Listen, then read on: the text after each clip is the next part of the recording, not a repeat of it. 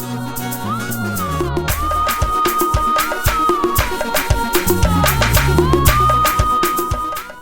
guys, and welcome back to my channel. Today I will be showing you how to do frequency separation on an image, how to edit your pictures using frequency separation. Frequency separation is pretty straightforward. It simply involves separating two frequencies out of your picture. So you separate the low frequency and the high frequency in your image, and you work on both of them differently. So now the low frequency represents your color, while the high frequency represents your texture. So you separate the both of them, place them on two different layers, and then you work on each of them separately. This helps you get a better quality of images. Let's dive straight into Photoshop and just see how this is done. So here we have an image I took yesterday of Miss Vivian, and how you start it. First of all, you have to duplicate your layers. So you can do that by pressing Ctrl J. So we're making two duplicates of the image. So the lower one we're going to rename as low. You can name it color, and the one at the topmost part you name it high or texture, as the case may be. So you deactivate your high layer and you come to the low one.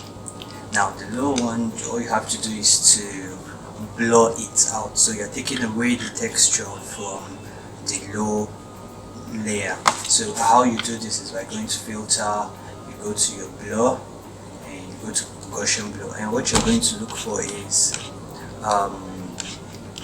the texture. Now the texture on the image, you're going to start blurring out the image from where you can see the texture to the point at which the texture starts disappearing. Just for effect, I'm going to put this at 7.0, and then you have that. So now you can see, if you take this, the image is practically looking blurry. So you've taken away the texture from the image. Now you can reactivate your high layer. Make sure you click on the high layer to select it, and you go to apply image. Now the layer will be, you have to switch your layer to low, because you are trying to remove the color from this particular layer. So you're going to select that layer, which is the low layer, and then you're going to go to subtract, and the offset should be 128 and the scale should be 2.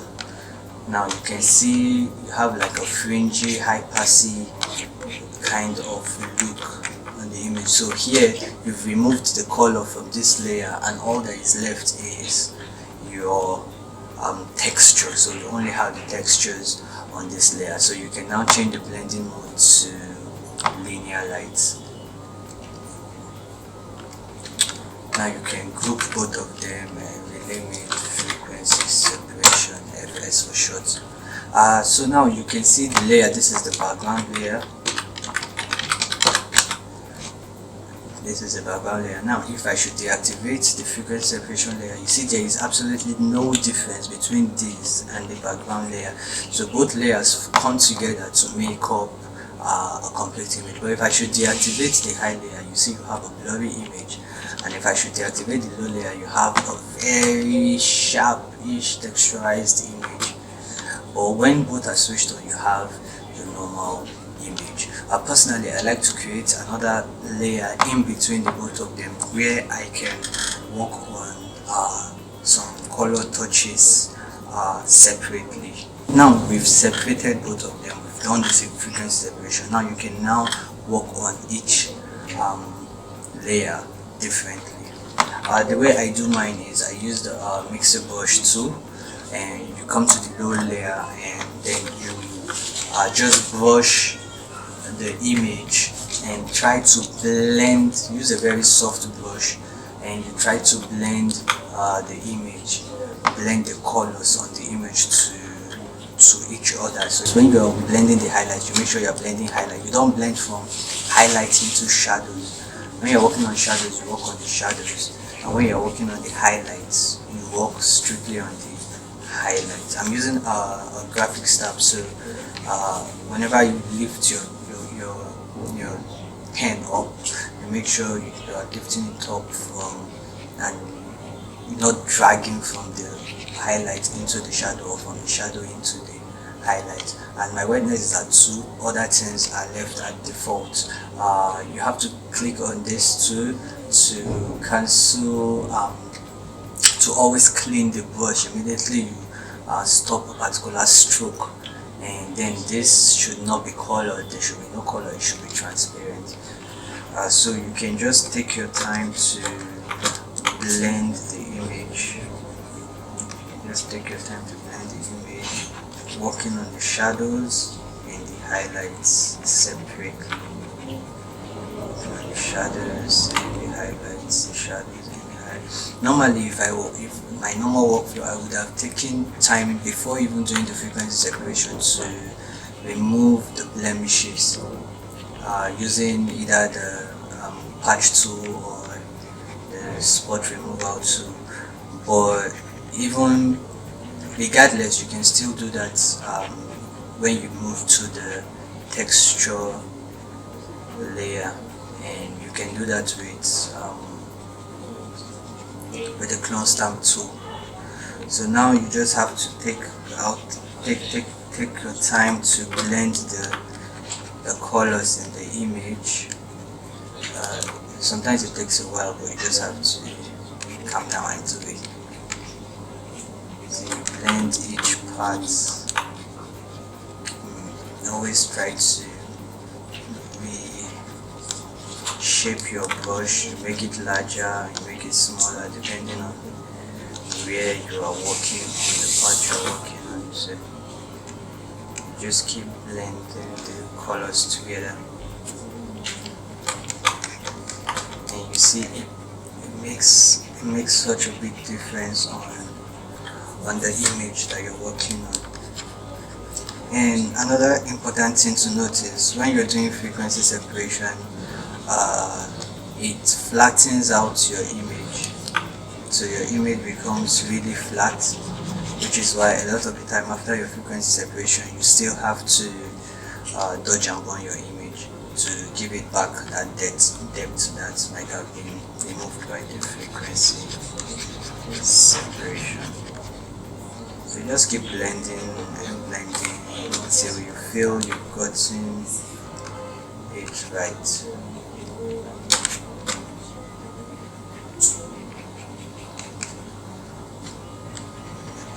Okay, so you can see the before and the after.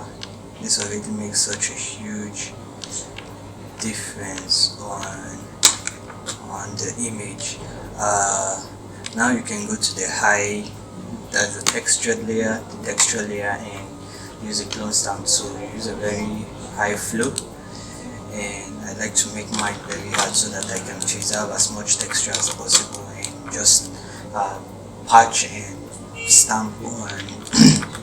Just select and then clear out all the blemishes that are there. I'm just going to speed this up now and do it really fast.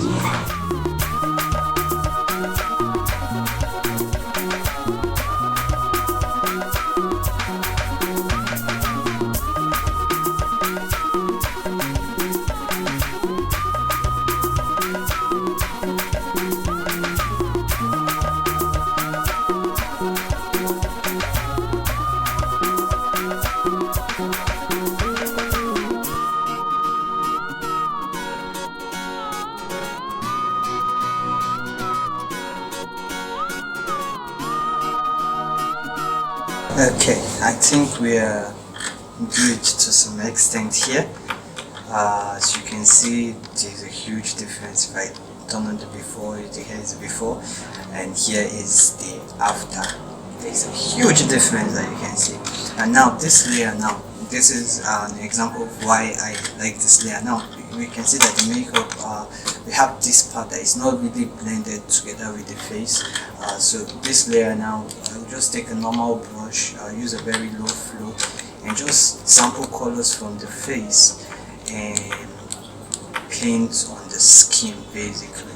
That's just what I do, to try and see if I can introduce some of the colors from the face into that part of the shoulder, so that it looks a little better. Like you see cases like this where sometimes the makeup isn't really done very well, and you basically have to be the one to blend the colors to look much better. You just have to sample and keep touching and introducing. And then what I like to do is to change the blending mode into soft light and then reduce the opacity a little. You can see this makes a little bit of a difference, giving that golden glow a little, introducing it to the skin of our model, so that it doesn't look too out of place. And then it's always important to remember your opacity. Sometimes you tend to overdo stuff, so you can just reduce the opacity to reduce the effect a little bit. I think it's looking pretty good now. And now we've basically done our frequency separation. And just to introduce a little bit of depth, like I said, frequency separation flattens the image. You can see most of the highlight has been flattened, sorry. So this is where we can use our dodge and burn to edit the flatness, I guess, and give it depth.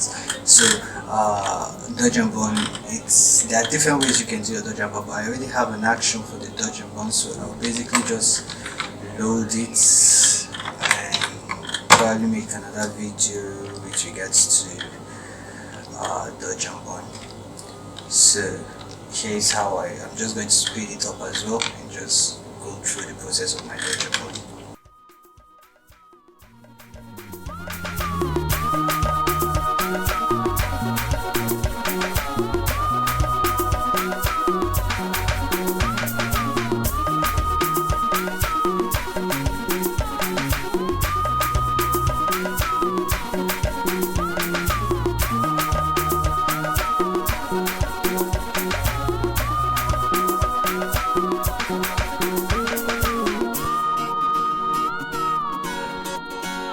So this is basically it. We're done with our dodge and burn. You can see the difference. It makes the picture have more depth and makes it pop a little more. Again, you still have to play with your opacity to ensure that if you see how it seems like you've done things too much, if you've overdone stuff, you have to use your opacity to tone it down a little bit. It's very easy to overdo stuff, so you always be conscious of what you are doing, and there is no actual number that you have like works for everything. It mostly has to do with how you are seeing the particular image at the particular point at which you are editing it. When it looks nice, it looks nice, and you just keep doing things and switching the levels till you get to a point where the stuff actually looks nice to you. Right, so you can see the before, the after, the before and the after, without dodge and burn, with dodge and burn, without dodge and burn, with dodge and burn. And now you can just clean up the eye a little bit. I have a video on how to clean up the eye, and it's going to come out here. You can watch it here. It explains how you can whiten the eye.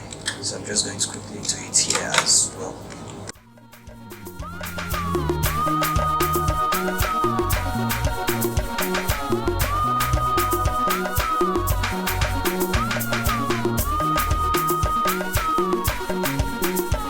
See, that is the picture is looking quite nice already, and we don't really have so much to do anymore. All I need to do is just a couple of finishing touches, and then the picture is all good. So frequency separation, a quick recap, separating the high frequencies from the low frequencies. The high frequency is your texture, while the low frequency is your color. you have to create multiple layers. You could create at least 3 layers. So you have your background, your low frequency, and your high frequency. You deactivate the high frequency, apply Gaussian blur to the low one to the point where the textures are removed. Then you activate the high one and you go to your apply image. You select the image to be subtracted from to be the low layer, which is the low frequency, and you apply it, and then you change the blend mode to linear light. From there you can now create an extra layer to work on colors where you need to. You can use your mixer brush to blend in the colors, working on the highlights and the shadows separately. And also you can go back to the texture layer and work on the texture with your clone stamp tool, where you need to clear up some spots and stuff. That is just basically the basis. Then you can do your dodge and burn, you can do your color correction, you can do your color grading, your eye whitening after that step has been done. I hope you enjoyed this video. I'm just going to do some quick touches on the picture and I'll show you the final image. If you liked this video, please do give it a thumbs up and subscribe to my channel. I'll be dropping more videos and you can watch my previous videos as well. And if there's something you would like me to teach, you can also drop it in the comment box and I'll be sure to get to that. Do follow me on my Instagram and Facebook at Kaz Empire. That's it for the video and I'll catch you in the next one.